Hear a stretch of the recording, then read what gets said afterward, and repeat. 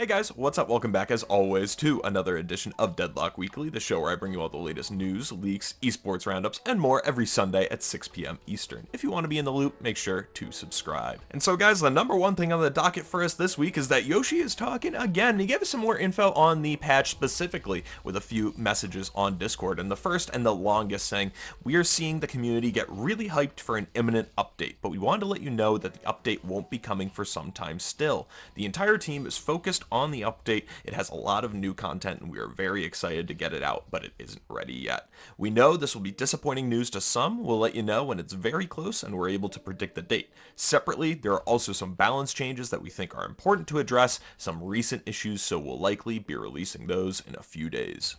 And before I say anything else, I absolutely doubt Valve is watching this, but thank you. This is exactly the type of communication I think we're all looking for. It makes us and our issues with the current state of the game feel heard, and really appreciate it. But back to the content of the message though, there are a couple of things interesting. Flubbed that one. There are a couple interesting things about this message. First, the timeline. The major update is, quote, not coming for some time, and that the balance patch is likely incoming in the next few days. I have to imagine then we're still a couple of weeks at least from the next major update, especially since Valve feels like it's necessary to put out a hotfix between then and that major update. But Yoshi also sent some specifics about what to expect in these upcoming patches, particularly the balance patch, and said that in a creative way, that Shiv and Seven are both going to be getting nerfs, which I know is music to all of our ears. We've needed this for weeks now, and it cannot come soon enough. And then about the major patch, someone asked if there is a new hero coming, and Yoshi said that there is at least one new hero coming in the major patch. And this is where we kind of go from hard details to speculation and rumors, because over the past month, I've heard some things as well, and I'm pretty confident we're getting a lot more than just one hero. And some information similar that's kind of filtered its way out into the public this week is a clip from Crayon talking about some things he's heard about the upcoming heroes from the closed playtest. And before I play the clip of Crayon actually talking about it, when we talk about rumors, we shouldn't expect absolutely anything like what Crayon is about to mention. And not because I don't believe him, absolutely do, but in my mind, hearing this info is like seeing someone's food kind of go by you at the restaurant while you're still waiting. It looks and smells delicious, but don't get too excited because it's not ours quite yet. And in reality, there's no way of even knowing what our food will even look like once it gets on the table. But here's that clip. But I'm telling you, bro, you're gonna be mad at the new characters because they're all like kind of like Shiv. It's all like you do a lot of damage, but you also tank type of characters. And there might be a character that's a punch character coming soon. There might be a new punch character coming out soon. That is gonna be pretty interesting. Frank is gonna be really strong too. Okay, so the meta breakers to me seem like Drifter and Frank. Are there going to be new characters soon? Well, soon is in like a couple weeks or something. So we're gonna get a hotfix. Okay, Yoshi confirmed that we're getting a hotfix soon, right? After the hotfix is gonna be the real patch. So we'll just wait for the hotfix, see how it goes, play the game to keep Valve happy. Probably probably more than 2 weeks if they're doing a hotfix. Like they wouldn't do a hotfix if the patch is like sooner than that. The content's massive. It seems like it. No, it does. It's not that it seems. It is. Though, like everyone who's in testers and saying that the next patch is worth an open beta release because it is a lot of shit in the map, like visually a lot. So like, when people say open beta, it's not because Valve directly said open beta, but they're looking at it and they're like, wow, this is like an open beta. Like, you know what I mean? That's what I'm trying to explain to you. And guys, this normally isn't stuff that we talk about on the show. The only reason I bring this up without any real evidence, whether that be screenshot or the like, and I want to emphasize too, like I don't disbelieve Crayon, but I just like to have hard evidence to show you guys.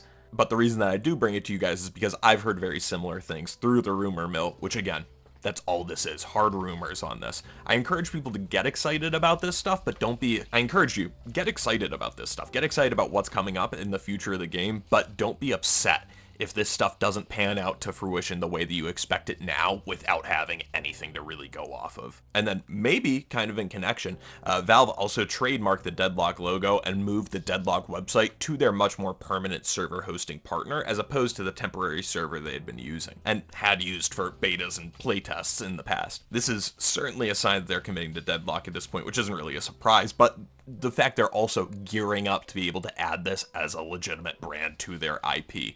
again, I've heard similar things to that Crayon clip where the amount of content is supposedly kind of earth-shattering, and if that that winds up being true, I totally see where they can make the logical leap that that could be an open beta, especially now that they're shoring up their branding, but I still struggle with that so much, guys, with the open beta coming, because they're still making economy changes, or at least they have so recently.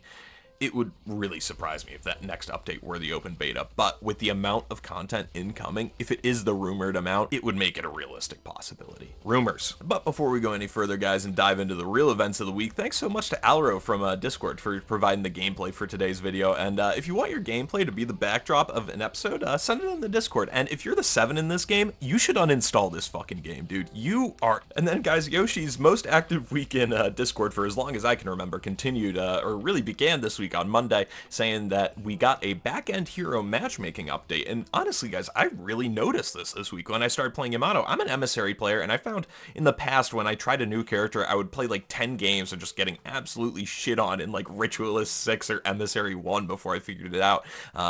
But now, you know, I load up Yamato for my first game, I got put in an Alchemist game. And that was such a nice breath of fresh air to actually be put in an environment where I could learn and I'm not constantly just feeling punished for misusing my kit. And Yamato is just so much fun. And if you've been putting off learning a new character because of how punishing it is, I really encourage you to forget that mindset, because those days, it seems like they're over. Double thumbs up on that one. Also, it makes you wonder why now they've made changes to hero-specific matchmaking.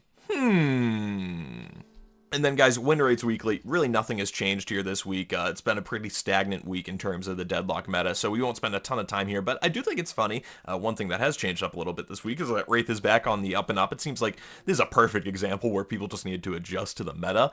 The hero wasn't as bad as it seemed, just the way that the build was working was, and now that everyone's back on cards, like, I'm getting nuked. I got hit through the veil for like 300 damage yesterday. It was a tough look.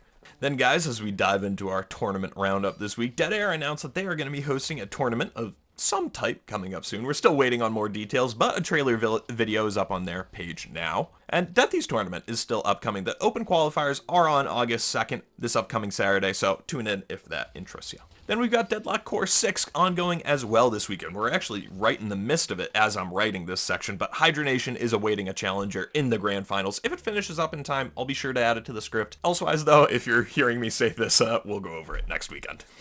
Then, guys, we got a couple of comments to talk about this week, and we're actually going to read the top 2 comments from last week's video. I think the contrast is really interesting, and I stand a bit in the middle of them, and the fact that these 2 were the top 2 comments I just found so interesting. The first one comes from Vivian the Great, and Vivian says, as a game dev, not Deadlock, obviously, while I understand the community wants transparency about updates, most gamers don't understand the chaotic nature of development, especially in a game in this state of production.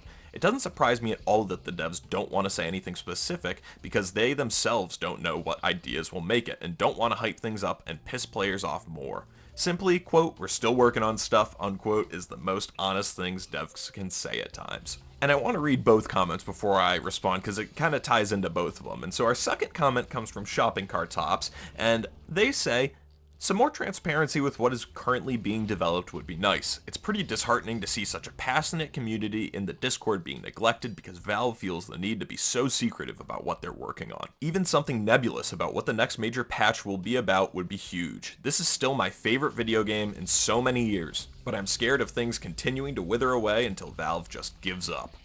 Now, you don't need to worry about the game withering away for all the reasons that we talked about earlier in the video. I wouldn't be concerned about that, but I do understand what you're talking about with more transparency. But I'm going to start by saying, Vivian, I understand you there. I cannot imagine the balancing act developers play between having people be excited for the game and trying to not get people overly excited for things that never happen. But one thing I think a lot of people don't realize, or maybe have forgotten, is that this isn't a one-way street, right? Valve didn't open up Deadlock for all of us to just enjoy, have fun.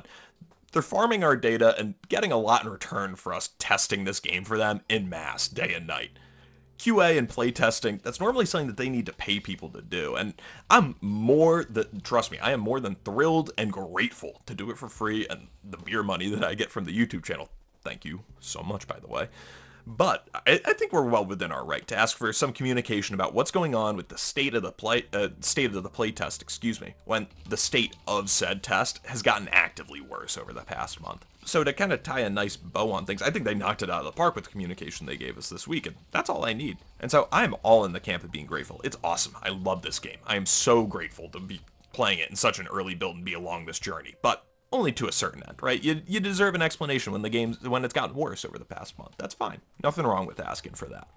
Then, guys, we did have a couple of great videos this week. Connor over at Dead Unlocked makes some awesome ones, and he had one this week talking about his hopes for the upcoming major patch, and I think that's a good place to get excited if you're looking to get excited. And I think if you'd like this channel, you'll really like Dead Unlocked as well. And then, guys, Aiden Makes Things made an hour and 30-minute long Deadlock video essay, and I know some people absolutely adore long video essays, so I wanted to make sure, as your acting Deadlock secretary, this one makes it to your desk. Great little video essay just going over all the things that make Deadlock great and its history. That's all I got for you this time, guys. I want to thank you so very much for watching and say thank you so much to our members. If you do want to support the channel and become a member, there's a link down to that in the description. But guys, I hope you have had a fantastic week, and I will see you again next weekend. Peace.